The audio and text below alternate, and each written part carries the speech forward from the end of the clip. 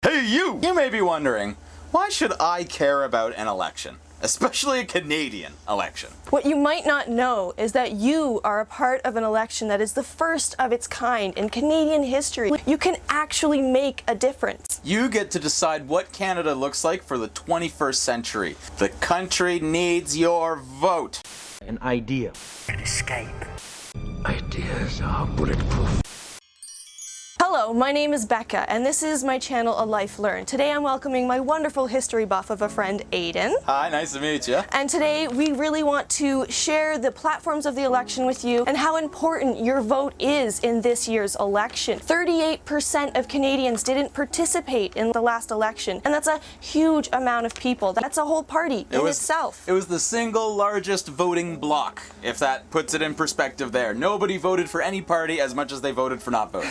They could have completely changed the election, and that in itself shows what a big difference you can make this year. But above all, we have an election like no other because we actually have more than two options. It's true. For all of Canada's history, there's really only ever been two parties in control, either the Liberals or the Conservatives, also known as the Tories. So now we have the NDP, which was always seen as almost a protest party, something that could never win, as the official opposition of the federal government. It's the first time they've ever had a shot at getting a chance at a federal government. So right now, you have a chance to elect a government to show that you're either sick of the way things are, or to show exactly how you feel with the different platforms now. We almost have three parties evenly split. And now we want to share these specific platforms so you can understand just how great it is that we have these options. So starting off on the economics. Absolutely. Economics are making the most headlines for this election. The Conservatives are really notorious for their pro-business stance. In this case, many of their plans involve lowering taxes. For instance, they are lowering the tax rate for large corporations, and they are introducing a family tax benefit. That goes alongside, they try to show a very pro-family stance. They've proposed an increase to the universal child care benefit. Unfortunately, this dislike of taxes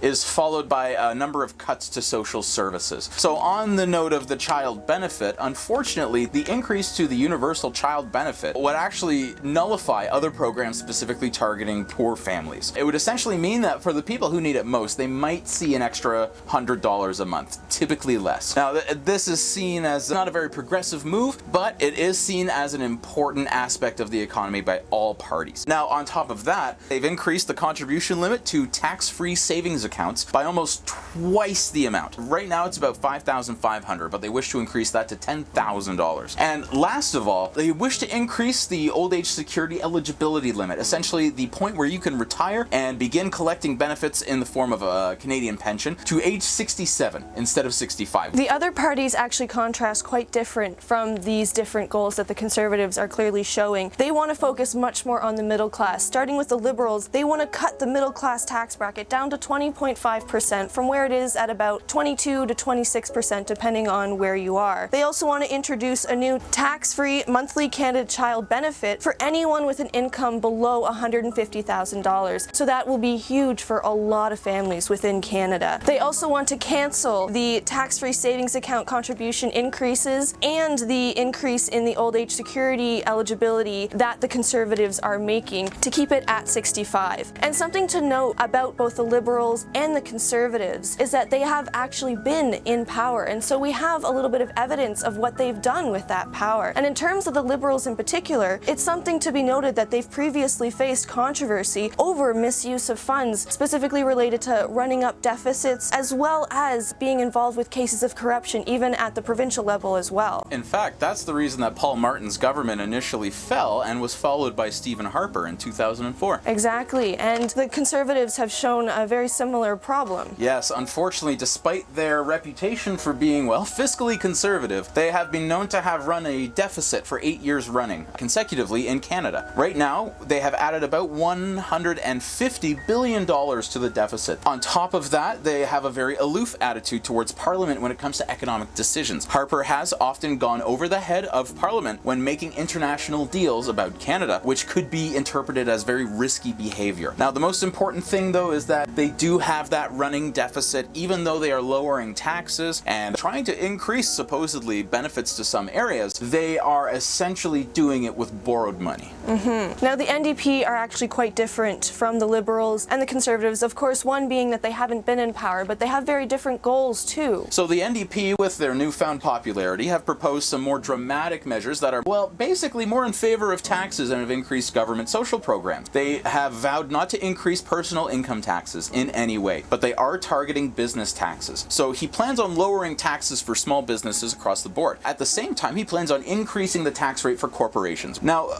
on top of these taxation plans, he has a very, you could say, ambitious plan for childcare. A $15 a day national childcare program, along with additional child spaces built. This is a huge impact on even families that don't have single parents. Childcare is huge. It also goes without saying that they oppose the tax-free savings account increase and the increase in eligibility for the old age services. Now, the economy in this case also connects to the environmental platforms that these parties have. Starting off, actually, the Conservatives are notorious at the moment for their approval of the Enbridge pipeline. They have argued that this would increase exports in the energy sector and increase trade relationships with the United States, our largest trade partner. But it is argued to have a very negative impact on the environment as a whole. On top of that, they have also backed out of the Kyoto Protocol, the international agreement for different countries to lower their emissions by certain set goals, and has refused to participate in debates or discussion about reducing emissions internationally. Domestically, he has removed protection from 2.5 million lakes and rivers to the point where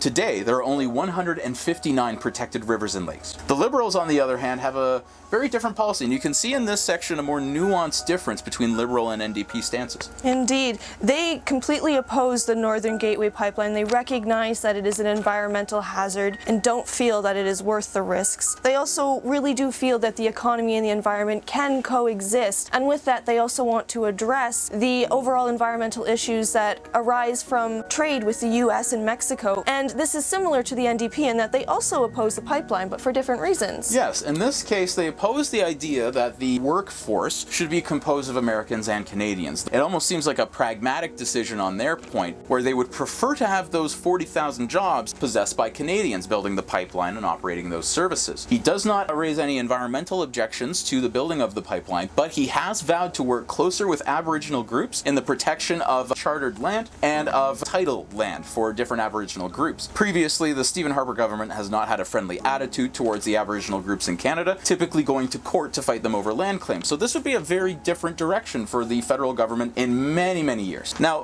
from the environment, we move on to the more broad and probably more pressing platform for Canadians of the social and justice policies. The Conservatives have been very unpopular on this note in the sense that they have portrayed themselves as tough on crime. As a result, we have had increased spending on prisons and on law enforcement. But there has also been an increase in the severity of offenses. There's mandatory minimum sentences for possession of marijuana, and the decriminalization of small amounts of marijuana was repealed early on in the Stephen Harper government. Alongside of that, increasing the punishments for things like trafficking and the harvesting or growing of marijuana, with up to 16 years prison sentence for operating a large pot farm. On top of that, however, there have been more cuts to important programs for Canadians. Veterans Affairs has had serious cuts to it since 2009, in spite of its increased need following the Afghanistan war and the government's current involvement in bombing campaigns against ISIL. And this is all alongside increased voter ID laws, which makes it more difficult for the homeless, Aboriginal students, and seniors to participate in the democratic process. And they have also increased the number of senators appointed to the Senate, in spite of Stephen Harper running on the promise of not appointing any more senators. It's 59 more than zero,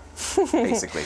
So clearly they've just done a lot of promising and not keeping or removing of social services. And the Liberals and NDP feel very different. They don't feel that they're moving in the right direction. For starters, they want to restore door-to-door mail delivery, both the Liberals and the NDP actually. The Liberals particularly also want to reinstate the long-form census. And in terms of the Senate issue, with senators being investigated at the moment, they don't necessarily feel that the Senate needs to be abolished as the NDP is actually suggesting, but rather that better senators just need to be appointed and better overlooked. They personally feel that the abolishing of the Senate would require too much work in opening the Constitution. But in further social subjects, politics, as many are aware, they are very open to the legalization of marijuana and even the taxation and selling in certain licensed areas, which is also somewhat similar to the NDP platform. Yes, in this respect, the Liberals and NDP have a great many similarities on their justice and social platforms. As mentioned, the NDP are majorly different from the Liberals in that they wish to open up discussions of amending the Constitution so that they can abolish the Senate, which is not a democratic body in our government, unfortunately. I'd recommend reading into it more if you're curious, but it is not an elected body. It is appointed by the government in power and can prevent the decisions of Parliament from being enacted. Without actually representing the people of Canada. Exactly. Alongside that, however, you mentioned that they are looking to restore door-to-door service. They wish to restore also the 6% annual increase for funding towards Medicare and medical services in the provinces, which under the Harper government has been put on hold until 2017. Now, the NDP can mostly be seen as a more left-wing iteration of what the Liberals are looking for in this regard, especially in that they are looking to abolish many of the same changes to the criminalization of drugs, the severe sentences, and the increased spending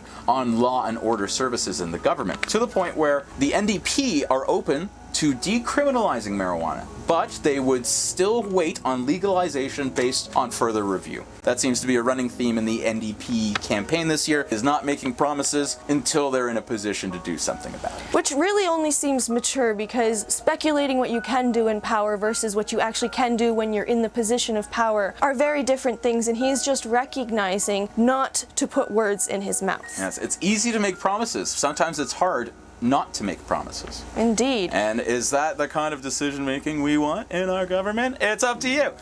So moving on to the security platforms. The Conservative government is also well known for its strict and aggressive stance on foreign policy. Right now, the Conservative government has initiated, as mentioned, bombing campaigns against ISIL in the Middle East. They have also pledged military advisors on the ground and have passed fairly recently the anti-terrorist bill C-51. Very unpopular among many Canadians for its breach of privacy rights and its reduction of the power of an individual if targeted by the government. Now, this is for a government that has already been criticized as authoritarian and highly centralized. So to give greater power for arbitrary reasons is not seen as a positive move in the right direction. Now, the Liberals and NDP both define themselves in opposition to that. Indeed, the Liberals and the NDP both oppose it, but not quite the same. The Liberals seem to feel that C-51 can still actually be helpful in some ways, and so they don't want to abolish it altogether. They feel it just needs amendments in order to have better oversight, so that they aren't allowed so much secret police or stuff like that. Arbitrary power, exactly. And such things. They also really want to focus on fixing the overall relations with the US, as they realize that they have been eroding since the Conservatives have been in power, and they do oppose the current mission that we are in with ISIL and would pull the people that are currently involved with that out if they were able. Yes. The NDP also shares that stance. Both the Liberals and NDP oppose the continued military action in the Middle East and would instead prefer to increase funding to foreign aid, especially in the case of the NDP, to help refugees displaced by ISIL, which is seen as better faced by local militaries. Now, on the other hand, the NDP have stood out for vowing to repeal Bill C-51. They believe that with the powers given to the government as part of their overall theme of reforming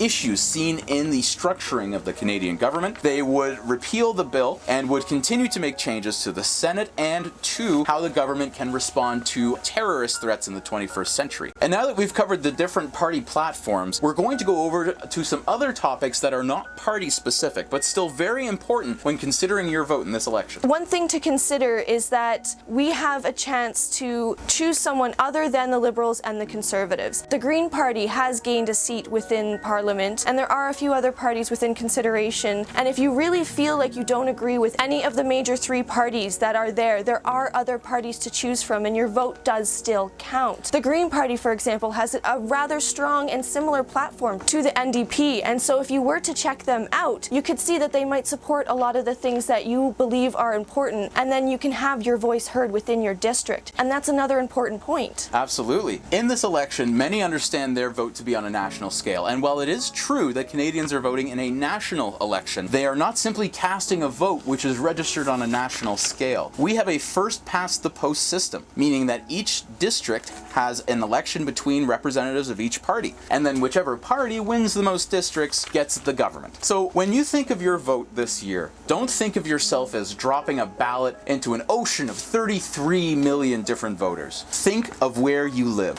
Think of how many people in your community vote. Think of the number of people you know who do or don't vote and how much of a difference it could make. And think of just how much your vote matters when you're not making a drop in the ocean, you're making a drop in a glass. It's actually a lot bigger, is the point that we're really trying to make here. And above all, the NDP is something that is completely new to our options. We've never really had a choice outside of the Liberals and the Conservatives. They are recognizing that our government has issues. They're recognizing we need to make changes. We need more transparency. So they are very much the direction that many people want to go in order to see the government caring more about the people again, because a significant number of social services have been lost over the last decade of Conservatives. So above all, we just want you guys to know that your vote counts, and it counts more in Canadian history now than it ever did. So go to the polls, vote, and make yourself heard, because they will hear you this year. You have options. The NDP used to be a protest vote. The Conservatives banned masks, made protests more difficult to accomplish. Now the protest vote is making its way to Parliament. Remember, you have a voice, and your vote counts. And thank you so much for watching this. If you have any comments about things you feel like we left out, feel free to put that below or share where you're going to vote. The main point here is the point of ABC. Anybody but conservatives. They have done a lot of damage for the things that we consider Canadian values, and we need to have that recognized. The NDP are willing to recognize that. The Green Party is growing in strength, and it might not be the best system. It's true that there are areas of corruption, but the NDP is showing signs of wanting to recognize that. So that's why we feel you should have your voice heard. Thank you so much, Aidan, for joining me. Thank you for having me. I really appreciate your help with this video, and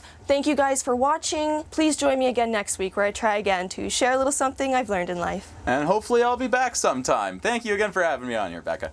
It was great having you.